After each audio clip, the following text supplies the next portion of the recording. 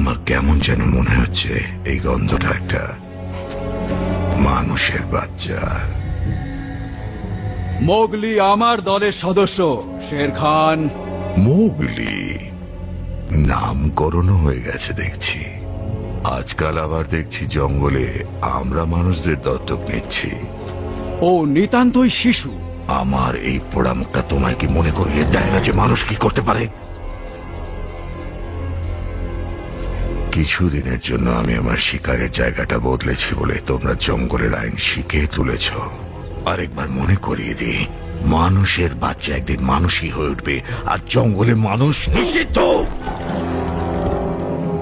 তুমি আইনের ব্যাপারে কি জানো? রক্ষা। নিজের সুখের জন্য শিকার করা, ক্ষমতার জন্য হত্যা করা, এটাই তোমার আইন। ও আমার সন্তান, শুধুই আমার। তাই যেখান থেকে এসেছো সেখানেই ফিরে যাও পোড়ামুখো। বাঘ জানে যে জঙ্গলের এই অঞ্চলটা কার অধীনে। আমার বিশ্বাস যে ও আমাদের ধমকি দিতে আসেনি, বিশেষ করে যখন এই জলসন্ধি চলছে।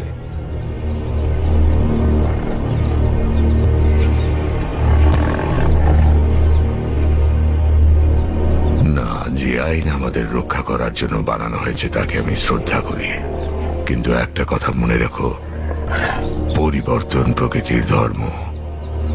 বর্ষাকালও আসবে, নদীর জলও বাড়বে, শান্তিশিলা জলে ডুবে যাবে, শেষ হবে জলসন্ধি। তোমরা ওকে বাঁচাতে চাইছো, ভালো কথা, কিন্তু ওই মানুষের বাচ্চাটাকে বাঁচাতে কটা প্রাণের বলি তোমরা দেবে তার হিসেব রেখো।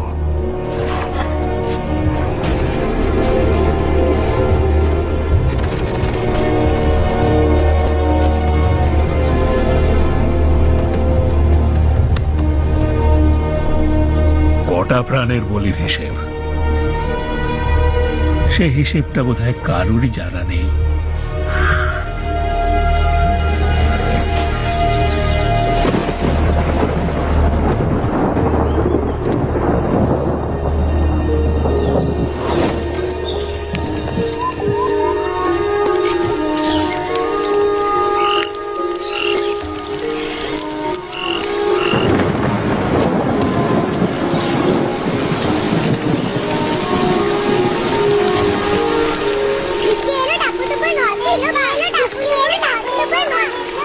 আর বৃষ্টি চেপে থামতে শুকনো রাখবো কি করে?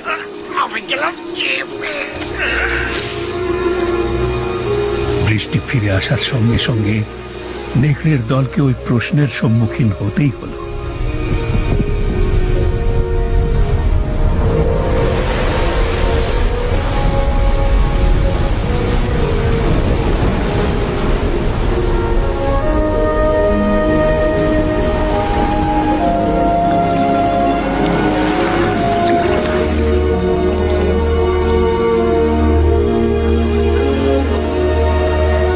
বেশ কিছুদিন ধরে নেকড়েদের মধ্যে তর্ক বিতর্ক চলতে থাকলো।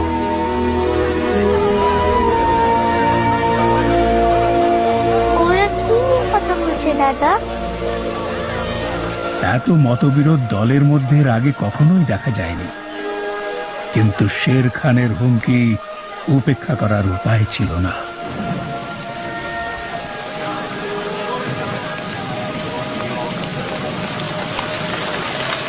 দাদা তুমি ওখানে যেও না, মানা আছে।